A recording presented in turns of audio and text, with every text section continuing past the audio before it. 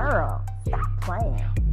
Welcome back to another episode of the Girl Stop Playing podcast. It's your favorite homegirl, Koereyelle, here to encourage you to stop playing with your potential and start working for what you want in life and in love.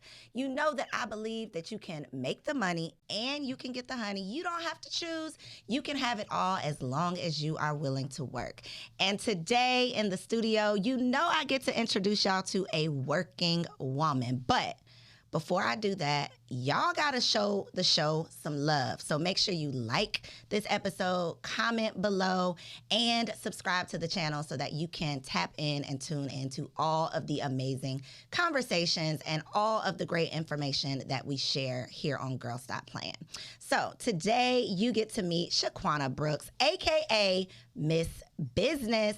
She is in the building to teach us how to not go to jail with these taxes, y'all, because there's a whole lot of schemes and scams out here in these streets, girl.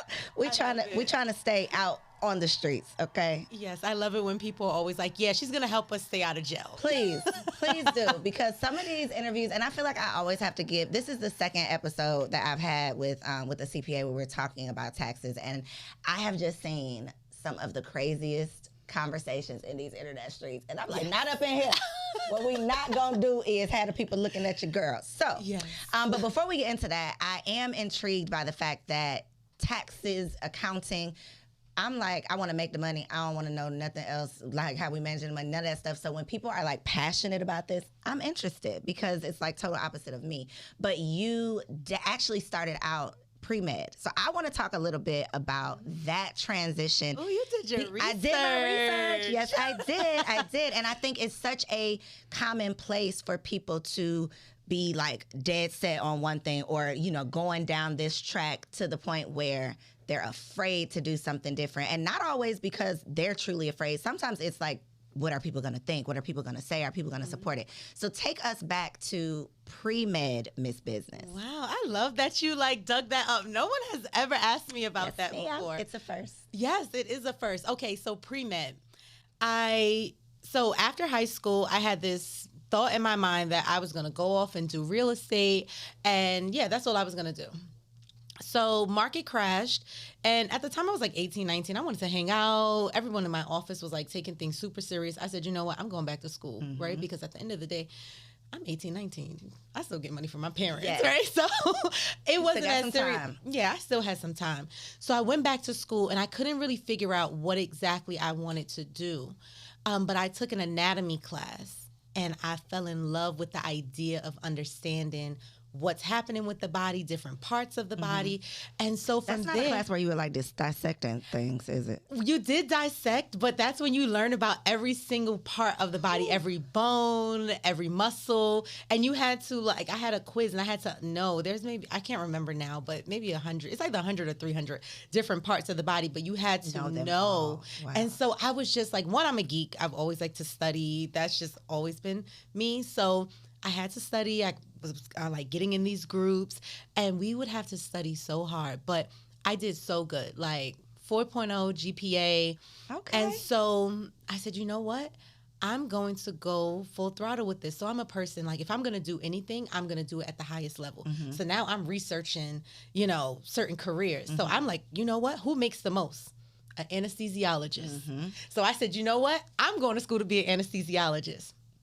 So I went through, did my entire associate's degree in pre-med, and then I was going to go off to finish, you know, my biology degree. But when I switched over and continued after I finished the associate degree part, I was like, I don't want to do this anymore. I don't really like this. I was like, because you know what it was? As it started getting harder and away from like parts of the body, I'm like doing physics and all this other stuff. I'm like, yeah, I don't really like this. And I'm a person, I am not afraid to pivot. I will pivot 10 million times. I do not care. Again, because people who've been doing something for 25 years because that's just what they've been doing. I will cut it off. I will pivot quick. So I said, you know what? I don't want to do this. So what I did in the middle of the semester, I started picking my class for the next semester, and I switched my whole degree to finance. I've always loved business. So I said, you know what? At the time, again, very strategic with everything I do. So at the time, my school, of course, had a finance program, also an accounting program. But my best friend, she was already in working at one of the big 4 accounting firms. So she's like, I'm going to tell you everything that you need to do in order to get a job. So I said, okay. But I always was intrigued with stocks. I'm like, maybe I should do finance.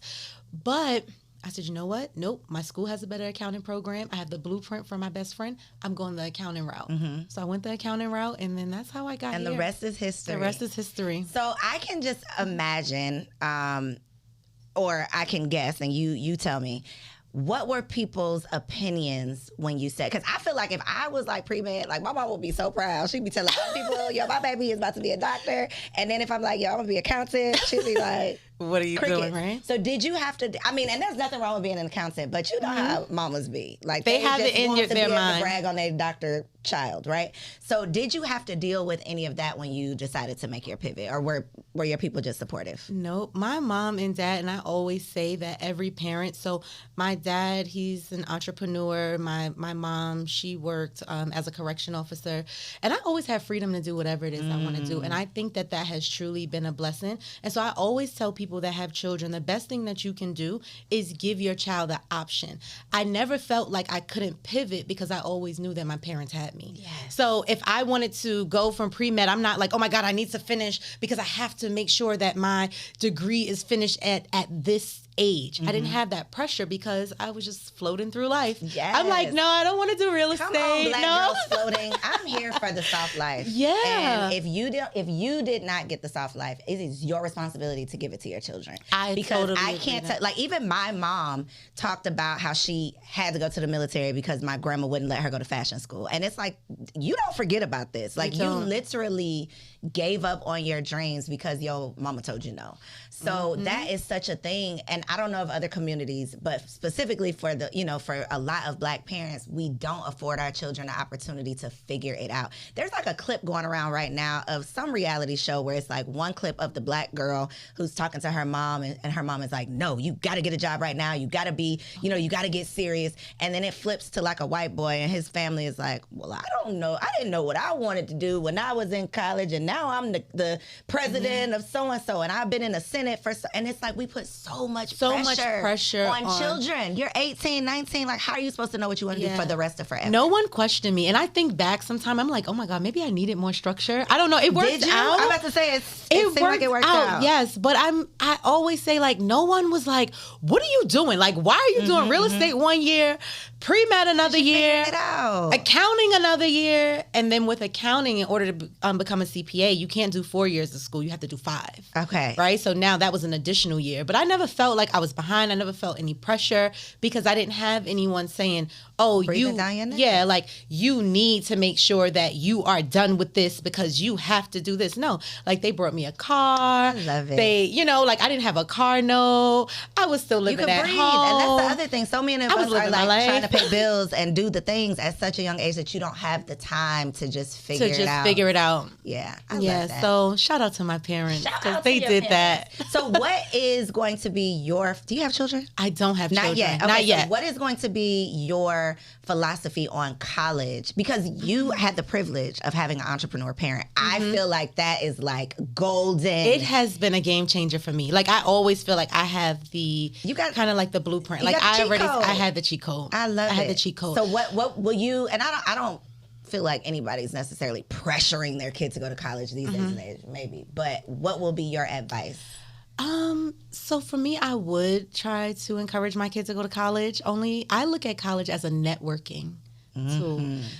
The CEOs, and not all entrepreneurs know, but you have a lot of great people that you meet in college. And I do feel like you meet people after school. But when I think about my life, I feel like all my friends, all the people that has helped me has been from, elementary. That's why I'm like, oh no, when I get a kid, my kid I'm paying tuition. I want my kid to go to school with affluent, people, because your friends are your friends, right? So I really look at school as not really like an education thing.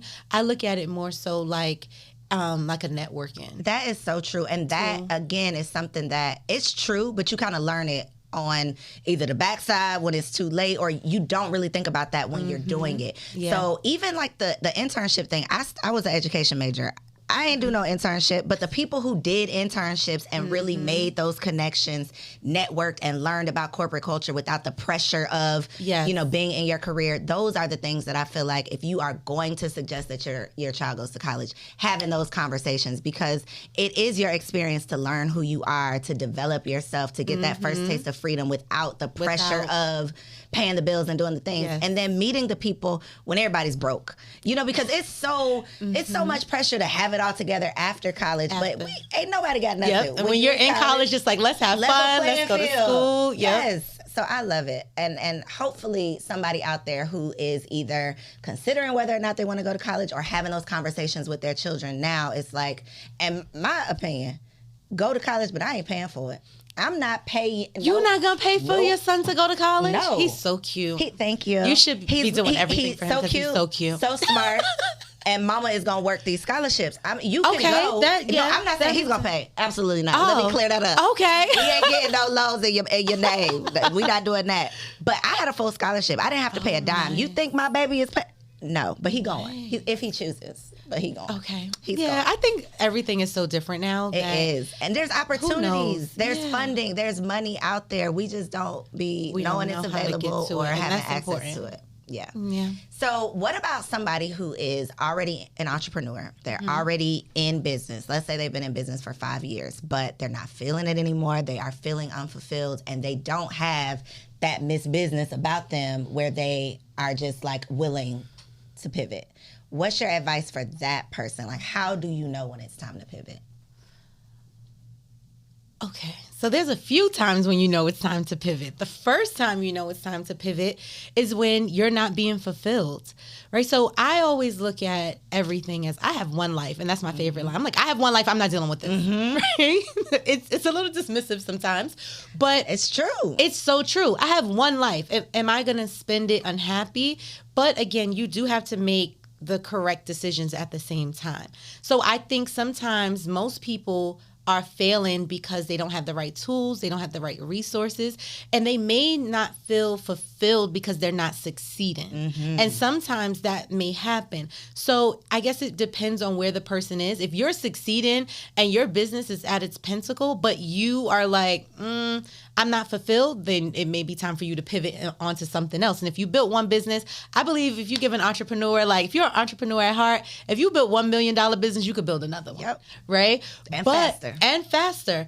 But if it's a situation where you're not fulfilled because you feel like what you're doing is not working, you may need to sit down and really analyze why it's not working. Because a lot of times in business, we as business owners don't realize that we're the problem. And we have too much ego to really admit that it's us and not really focus on, okay, these are my issues that I'm projecting on my business, right? So like for me, I learned that quick. Like I am very like, I don't want to deal with this. But I'm like, I can't do that all the time, right? So, and it's still an issue for me sometimes. But I know that's my issue, so I hire people. Listen, look, I hire. You work through it. You work through it. Because sometimes it's something that you don't want to change. You don't have to change everything. Sometimes I don't want to deal with certain things. So if I don't want to deal with it, that's fine. I'll just hire somebody has to deal with it. Yeah. Right. And so I'm consistently analyzing my business, analyzing my revenues, analyzing my expenses, analyzing my employees. And that's what's needed. And I do feel like in order for you to really succeed, especially as a small business, you have to be willing to consistently pivot. Pivot to stay current, pivot to add additional services or just perfect the services that you have, because those services that you started out with, you're gonna be looking back like, oh my God, people really gave me money for this, you know? So, and knowing that what you start with is not what you have to stay with. Like you don't have to be a slave to this thing just because you built it. And a lot of times our ego gets caught up in it. Like we've branded ourselves as this thing, or people only know us for doing this thing. So we just get stuck even though we're unhappy. And I always say, like, you didn't quit that job to be a slave for yourself. Like you did not do that. Entrepreneurship is all about freedom. Like that is what we're doing this for. So if you are feeling like this is not for you, it don't have to be for you. You have the freedom to you change have the freedom to change it. And I love that you also mentioned, like, sometimes it's you, sis. Like, Sometimes it's you. It's not the strategy. It is you. Sometimes it's you holding your own business back. And you have to be willing to accept that. And we've had conversations about like the emotional things that we bring to our business, that, you know, your emotions, your mental, like all of the things when you are an entrepreneur, especially if you're a solopreneur, or even not, if you're leading a team, like if you don't consistently work on yourself, you can literally like sink the ship. Yeah, that's so true. I think that people, a lot of times when they have a business, especially when they're trying to do everything themselves, like you are hurting your business. I tell everyone, as soon as I used to talk to clients and do onboardings in my business, and of course, onboardings is discussing pricing. As soon as I stopped discussing pricing and sending out invoices, my revenue increased. You know why? Because it wasn't necessarily that people were asking for discounts, but if somebody came to me and they're like, oh my God, I haven't filed my taxes in 3 years, and you know, I really need to file them, but oh my God, I know it's gonna be like so expensive, or I know I'm gonna have to pay triple the amount. I'm like, girl, don't worry about it, because we'll work it out. Like, I'll just charge you for like 2 years, and then that's fine. My employees do not care. Like, the numbers are the numbers. You said 3 of that. Yes. You said 2 of that. Okay, because they don't have that emotional. I mean, it's like when you work at a job.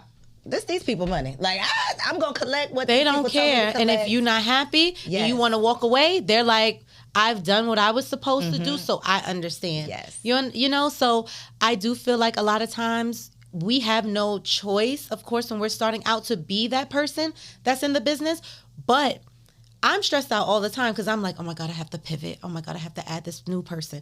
Oh my God, I have to, you know, hire this person. I have to look for this contractor. Okay, are we expanding in this particular department, and do I need to bring someone else in? But if you have a mindset where you're like, oh, I want a business, I want to set it and forget it, you're going to be going nowhere fast. Yeah, the set it and forget it. So I think one of the biggest challenges in entrepreneurship is going from solopreneur to like leading a team.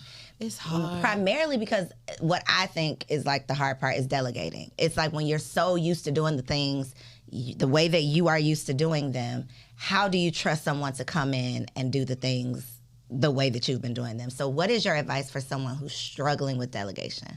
You need to create processes because a lot of times, Connie S. Forbes. That's my girl. She helped me with she helped me with my system. So, one thing that what I always say to somebody, if they're like, this person isn't getting it, or this person is doing it wrong, it's like, it's your fault. You didn't explain it to them.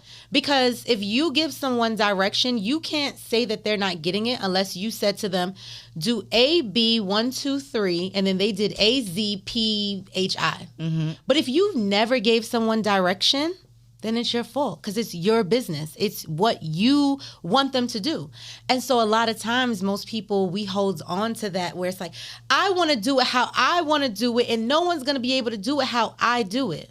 If it's a personality thing, you can go through that, right? Like I know, for instance, in my business, I know that I can close my team. I have a very high close rate in terms of when people come into my firm. We're probably at like 80%. I know that if I was there, it'll probably be like 95%, but I'm willing to let that additional, percentage go because I can't be in my business in order for it to grow.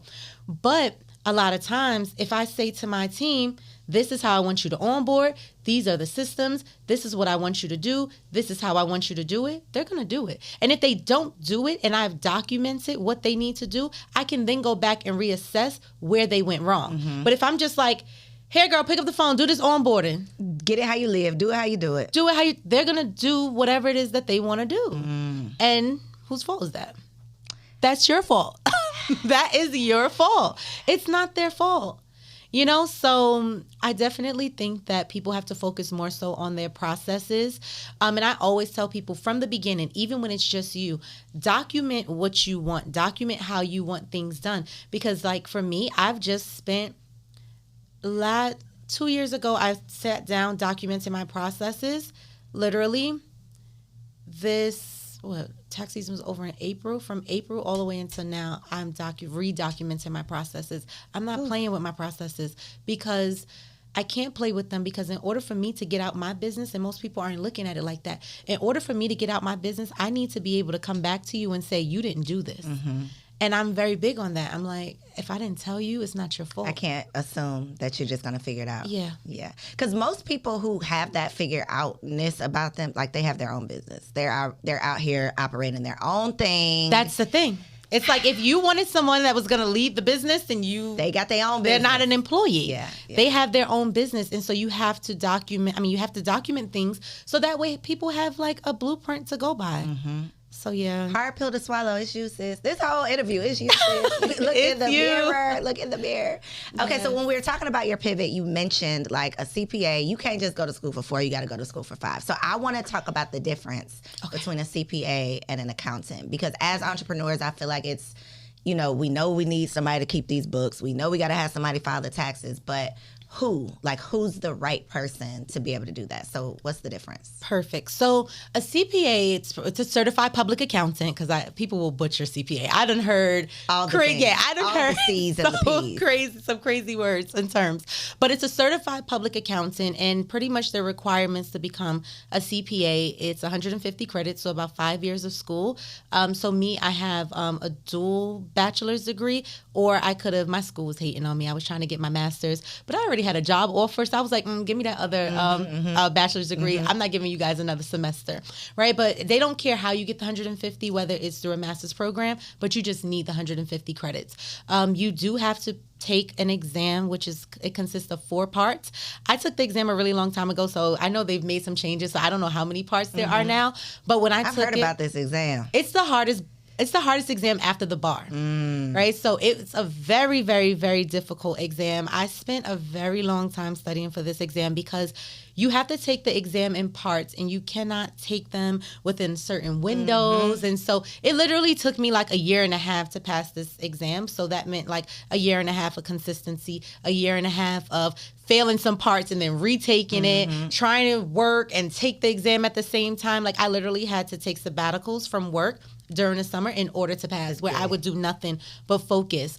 Now, ideally, most people always ask me the question, like, what's the difference between a CPA and an accountant? Do I need a CPA? What's the difference? The difference is that when you have someone that's like, okay, I'm going to be an accountant, I'm going to keep your books, I may just do your taxes, there's no real certification behind that, right? So anybody can be an accountant? Or do you have to have at least an accounting degree? No. I could teach you how to do bookkeeping today. No, not me, girl. No, you can't. Not me, but somebody. Okay. Yes. I could, so with an accounting and, tax preparers, you don't need any particular certifications. So for me, I have certain continuing education that I have to take.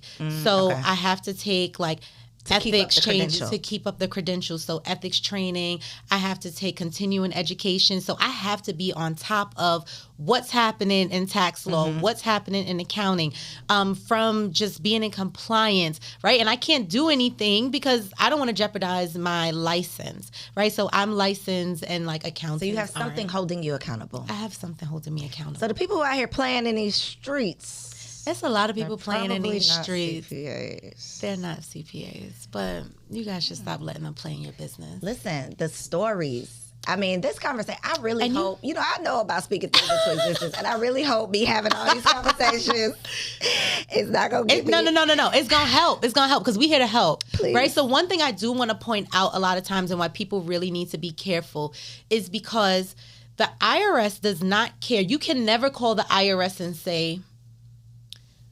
Tanya did my taxes. I didn't know. Not knowing is not an excuse for the IRS. How is that fair, IRS? How is that fair? The IRS, because it's your responsibility. So from the IRS perspective, yeah, because you'll hear stories that say, my CPA told me or my accountant told me the XYZ. Told me they filed my taxes. That you don't understand the people this person told me they filed my taxes. They haven't filed my taxes in 4 years. Why would somebody do that? I keep asking this question. I have not gotten a straight answer yet. Why would someone do that? It may have been, consistently, it couldn't have been an oversight.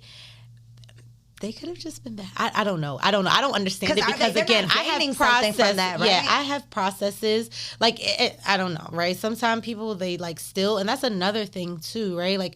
you have someone with your money, like your money is so important. You have to make sure that you are hiring people, because I hear stories where they're like, oh, my accountant took $500,000 from me, $250,000 from me. And again, that's why I always tell people you have to be educated, because how does somebody take all this money from you? But again, it's because if you don't understand it, you're looking for someone, again, not having processes. You're looking for someone to come in and say, I'm going to handle it. I'm going to do it. No. That's why, like, when I go through things with my clients, it's like, no, let's go through this line by line. I need you to understand exactly what's happening. I don't care if you want to do it, if you don't want to understand it, if you don't want to talk about it, that's fine. If you don't have time, you're going to find time, right? Because it's so important. And I always tell people, I can't help you if you can't, like, only way I can help you is if you can help me help you. Yeah. Right? So I definitely think that in terms of how it happens, some people are just, scammers. Some people just want money and they're not doing anything. But you have to be careful. And the thing, some things that people can ask for to make sure, one, the reason why the IRS is saying that it's your responsibility is because you signed the taxes. So if you signed off on the taxes, what you're signing off to say is that you agree with what this person has submitted to them. So you can't go back and say, oh, well, I don't know.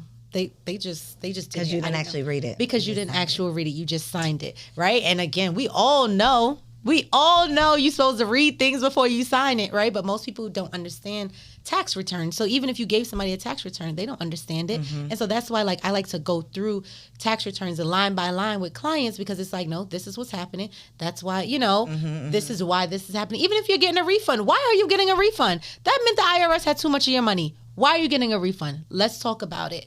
And so I just think that people have to be more on top of their finances and have people be able to talk to them. I'm not saying understand everything. I don't expect my clients to understand the tax code, but you need to understand what's happening and why and how it affects you. So you just have to hire people that are hire the right people. You have to hire the right people. And pray about it. Okay. So let's talk about this tax law, tax code. Is it the same thing? Tax law? Yeah. The tax I told you code I'm not the right is, one. Don't trade me, girl. Yeah. The tax code is pretty much like is that what spells out like deductions, all of the things. So deductions, in my opinion, and my opinion ain't worth much, but in my opinion, that's one of the biggest benefits of being a business owner, is that we not take advantage, but we have. I guess that's an advantage of being a business owner, is, the being able to write. So help me. To make it simple, I always say that being an employee, you get your money, your tax, and then you get to spend what's left. Right? But when you are an entrepreneur, you get your money, you get to spend it, and then you get taxed on what's left. Right? And so it's just it's a flip, but it's major, right? Because they're telling you already, I'm taking 30% out your check, I'm taking 40% out your check, and then you have to live on what's left.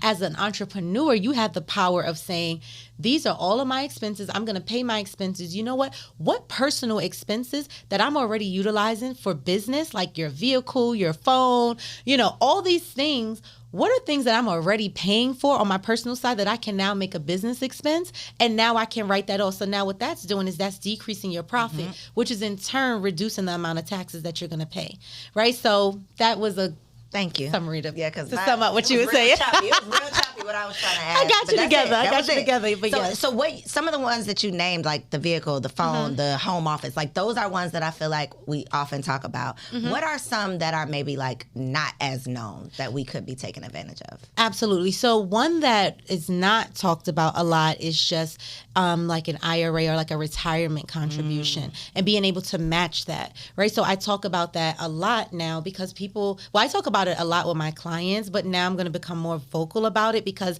I'm like, why isn't everyone doing this? If you have a business, you can open up a retirement account for the business. If you are an employee of the business, you can now contribute to your retirement account and match it. So once you match it, that's now an expense for the business and now an investment into your retirement and a tax deduction and a tax credit, right? So people aren't thinking about these things, and so we have to. Some other ones that people don't talk about a lot. Let's see. What about me getting my makeup done for these podcast episodes? It's a little shaky because the IRS is very delayed. I need my makeup done for these podcast episodes. You do need your makeup done, but yes, because this is more media, right? So yes, you like, can I? Yeah, right? Because it's more media, right? That's like if someone, let's say Beyonce or people that are on set, you need these, these things done. So yes, because it's more media. But some people who are like, they're in real estate and they're like, I need my makeup in order to show a house. You don't. Yeah, you don't, right? Yeah. You don't need it. And so it really is about what you can justify. And I always tell people, if you're sitting down across from an IRS agent, can you confidently say to them, I needed my makeup done? Right?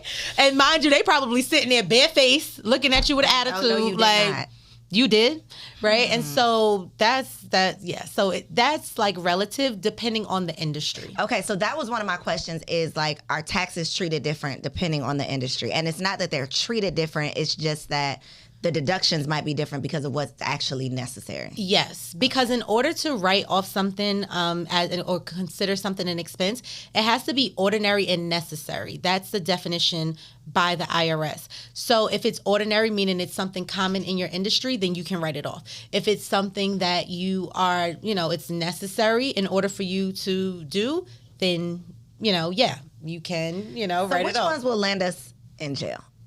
Ignoring the IRS. Right? So what people don't understand is that before the IRS comes for you, right? So there's a few things, right? One, taking deductions that you are not allowed. So let's say, and I just want to say, really, let's back up, right? Because I don't want people thinking because they get audited or because they write one line item off, they're going to jail. That is not true. People go to jail for tax evasion. Okay, so there's a big difference between tax evasion and tax avoidance. Okay, so what is the difference? Okay, tax evasion is illegal. Tax avoidance is legal. Okay, so tax avoidance means that you're going to do some tax planning strategies. You're going to implement the tax code, and I want people to understand that the tax code literally is like maybe like 1% telling you that you need to pay taxes, and the other 99% of the tax code is telling you how not to pay taxes, right? So you utilizing those other 99% of the tax code to then reduce your tax liability, that is totally legal because everyone is, all wealthy people are doing it, and now you will be doing it as well, right? So that is legal. But straight saying, I didn't make any money, not filing taxes, let's say filing taxes with high tax liabilities, never paying them. So I have some people that come to me and they're like, oh my God, I owe the IRS like $150,000. They keep sending me letters. I'm like, you need to respond to them. And people don't understand. The IRS is going to give you different options. So it's not like the regular bill collector that you could just like hang up on. Don't do that. The IRS coming for you. They will freeze your accounts. They will garnish your check. They're going to get their money, right? They are going to get their money. But what people don't understand, and everyone's so scared of the IRS, who you should be scared of is the state. States don't play, but we'll talk about that in a minute. But the IRS, if you owe them or they're reaching out to you, you have to communicate with them. You have to let them know. What do you say? I ain't got it. What do you say? What do you say? You have to let them know. Okay, so it depends. If, let's say you get a notice from, let's use a scenario, right? Because Don't use me in a scenario. I'm not going to use you. All right, so let's use an example of an Uber driver because I get this all the time. Okay. Uber drivers, they were receiving 1099s, but they never filed their taxes. The IRS is going to sit back and they're going to say, okay, you never filed that 1099. But we have it on file that you made that money. From Uber, because Uber filed it. Because Uber filed it with them. So what they're going to do is they're going to wait a few years. See, that's the point. They're going to wait because they want that interest. They want the interest and the penalties and all those things, right? So once they catch up to you and they say, they're going to send you a letter that's going to say, well, based on this 1099 of $100,000, you owe us $30,000, right? People usually like freak out. They're like, oh my God, the IRS said I owe them $30,000. I'm like, the IRS knows that you made money and they're not going to tell you that you can write expenses off against this, right? So every time, like if you're receiving certain letters, you should have a CPA or a professional tax preparer that really understands business to help you read through what that letter is saying. So the IRS is not going to say, hey, we know you made $100,000, but you are able to write off expenses against that $100,000 to reduce your tax liability. No, they're going to say... They want as much of that money as they can get. Yeah, they're going to say, this is the income. So you owe us taxes based on that income. So whenever clients call me, I always feel like a superhero when they call me. They're like, I know panic. you like I'm that like, low real quick. I'm like, don't worry about it. We have, we're able to write things off against it. And then the tax liability goes, is significantly lower. However, if let's say you get that letter and you never respond to it. Not me. Don't say I got the letter. Somebody, the Uber driver. If the Uber driver got the letter and they never responded, then it becomes an issue because now it's interest and it's penalties. Now your bank account is going to be seized and all these different things when you could have just filed the tax return. Or, if, so it really is just about communication. And honestly, if you call them, you can get in a payment plan. If let's say you were making a certain amount of money at one point, but now you're not, they have programs. So like they have offering compromise situations. They have like payoff, like lump sum payoff situations. And so there's different options, but that's not really for you to know as the business owner or the individual, right? You should be working with someone that can present these options to you that can help you. So that's why, again, it's all about hiring who you need to hire so that way they can help you. Okay, so it's going to take a while before you actually go to jail. You got to Yeah. You got to really be avoiding and at a high dollar amount. Okay. Yeah, you're not going to go to jail because you wrote off a little deduction. What's a high dollar amount though? It gotta be a couple million. Okay, a couple million. All right. I would say a couple million. All right. High 100,000. Not 100,000. No, I said maybe a couple 100,000. Okay. Like high 100,000, right? Because by that time you're in tax court. Most small businesses are not going to tax court with the IRS. The IRS is not taking you to court. But the state, because you said circle back to the state. Okay, they taking you to court? No, they're not going to take you to court, but the state will seize your stuff way faster than the IRS. And most people are so focused on the IRS that they think that the state is something to play with, and they're not. If you owe the state, call them, get into a payment plan, figure out what options they have, because they will seize your bank account quick. All the things. Quick. Okay, let's pivot this conversation because that's stressful. This conversation is making Koereyelle very, very uncomfortable. Very stressful. But your girl ain't with the millions, and I don't avoid my taxes. Let me also just say that your girl pays, okay? But the stories that I've heard is just like you thinking you pay. Especially when you're working what I really feel bad about is when someone think that they're doing the right thing because they've been working with a specific individual, and then it's a situation and that person wasn't doing the right thing. They wasn't doing the right thing, and that's bad because guess what? Again, the IRS does not care. They don't care. You cannot say, oh, well, such and such told me that they paid it. They're going to be like, all right, well, we didn't receive the payment. If you could send confirmation that you sent that payment in, then we'll notate it. If not, then we want our money. Sunset. Yeah, and then it's so bad. Like, I've seen someone lose their business because they had to just dissolve their business because they couldn't pay. So... Well, I want to pivot, but this pivot ain't going to be much better. So let's just go on and get through it because the recession is another stressful. Recession. Well, it could be a stressful conversation. So help us out. I don't think what should we be focused on? Because I know mindset is everything in these situations. Because somebody's gonna get rich off this recession. Absolutely, we all are gonna get rich off this off this conversation. So for me, how I look first, I missed the last recession. We was too young to catch that last recession. I was too young, and during the last recession, again, I was looking at headlines. But again, I was very young. But at the same time, we're looking at headlines. We're looking at things that say, oh, my God, we're in a recession. What the media says. Yeah, I got my grandma like, oh, my God, girl, we're in a recession.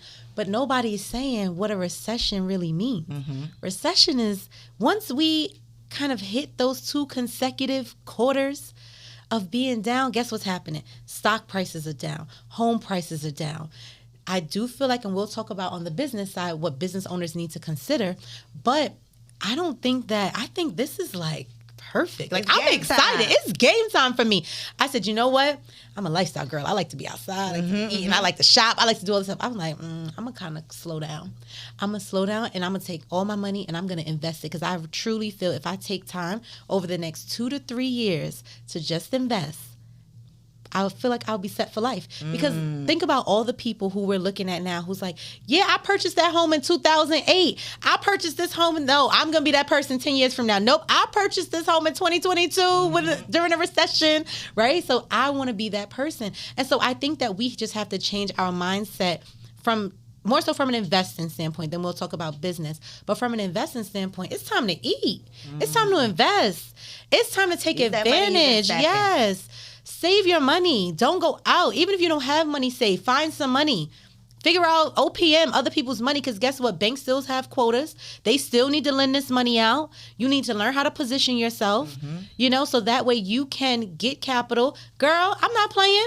Lines of credit, line it up. She said, girl, I'm not playing. I'm not playing. I need lines of credit. Like when you guys hear people say, oh, I bought this house all cash. They're not buying it all cash. They're buying it with lines of credit. Somebody else's cash. Someone else's cash.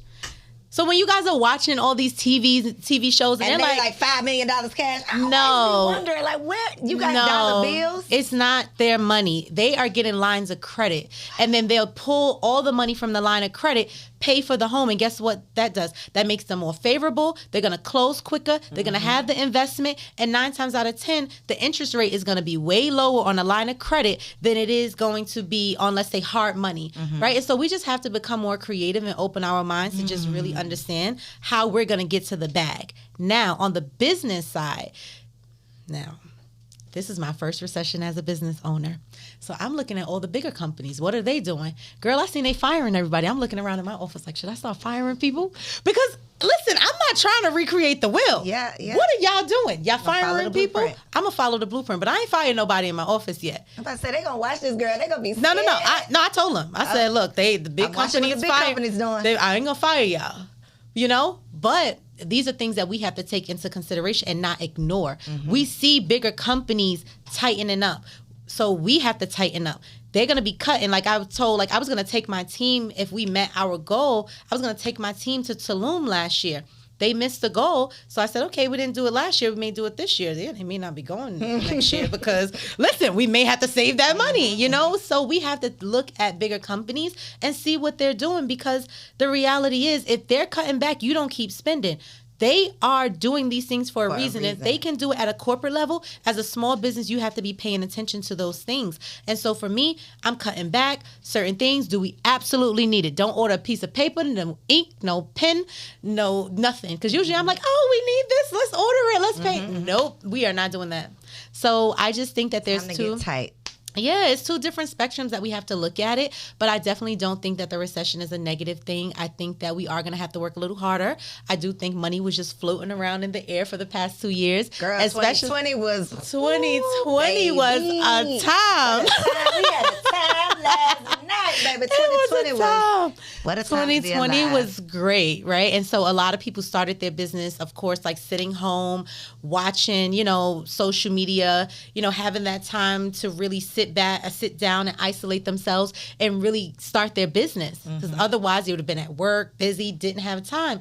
But the money came easy. The people were all congregating on social media. Now it's a little different. You're going to really have to operate this like a business in order to get this money. So that's it. We gonna get through this. We gonna get through it, baby. Okay, that did make me feel better. I hope y'all are coming together, touch and agree. We getting rich in this recession. Get a little tight right now. So money not changing. A little later. It's just changing hands. And it's just changing hands. Where's the money? Hands. Where's the money going? Over here. Over here. Okay.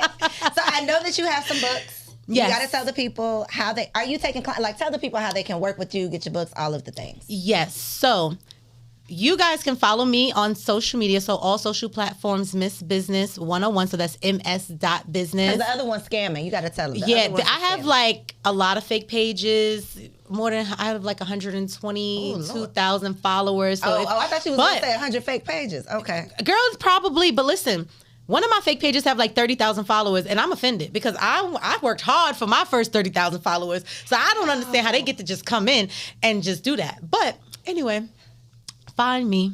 Hopefully by the time you guys see this episode, I'll be verified or something. Yes. But on Instagram, all social platforms, Miss Business 101, we are accepting new clients.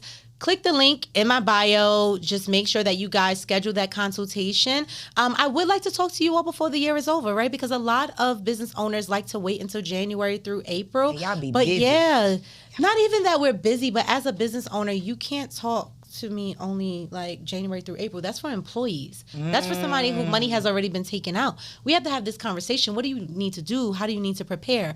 Right? So click the link, schedule your appointment. It's a free consultation. My team will answer all of your questions in regards to what you need to do, talk about our process, make sure it's a good fit. So that's how, you can work with me. But we also do tax preparation, business formation, tax planning, payroll. So I've really built my company, Brooks Alliance, to be a full service financial company, right? Because you don't want to have to go to me for bookkeeping, somebody else for taxes, somebody else for business formation, because there's a disconnect. So we want everything to be under one company, so that way we can do what we're best at, so you can go do what you're best at, right? And then my book. So I have a book that I wrote 3 years ago, which is 300 plus tax deductions. And everyone still loves this book to this day, because the number one question I'm always asked every day is, what can I write off? So girl, I sat down a couple years ago, because them DMs, they become repetitive. What can I write off? I'm like, you know what? Buy the book. So I wrote 300 plus tax deductions, and I actually just released a book, the Tax Playbook. And I wrote the Tax Playbook, which is more so like a guide to help entrepreneurs really prepare to file taxes. There's so many different factors that come into play, but it's not hard. It's just that you don't know the terms, you don't know the strategy. So I also put like some tax planning strategies in there. So like, what exactly should you be doing when you're meeting with these people for tax planning? Because some people are like, oh, I never talked to my accountant until like January. I'm like, that's a problem. Like, you can't do anything after January, right? So I put some tax planning strategies in there, who you need to hire that's going to help you from a tax perspective, certain plays. So it's a tax playbook. So I kind of correlated it from like a mindset perspective to football. So it's like a lot of principles that they follow in football we need to implement as a business. My favorite one is that the coach never enters the game. And that is a good one, because a lot of times as a business owner, you want to be in the game. A coach is never going to take their shirt off or put on the football players, the quarterback's jersey, and say, you know what, now I'm going to do your job. No, he's going to coach from the sidelines. And so that was, I really love my mindset part of the book, because I really went in, I'm like, correlating it to football, but that's so important. And I think that we don't think about that. We're always consistently trying to figure out, like, how can I hop in to help this situation, when the reality is you're hurting the situation because you're keeping yourself in the business. So those are my books. Yes, link in your bio. Link in my bio. MissBusiness101.com. MissBusiness101.com. Oh, thank you. See, I forgot to tell you the website. It, baby. Another game-changing conversation that's going to keep your ass out of jail, y'all. Thank you for tuning in to Girl Stop Playing Podcast. Share this episode with a friend so y'all all can stay outside. Girl, hey, I hope you enjoyed that video. This channel is all about encouraging you to stop playing with your potential and start working for what you want in life and in love. So make sure you hit that subscribe button so that you'll be notified when the next video drops. And comment below and let me know what you want to see on the next video. Peace out.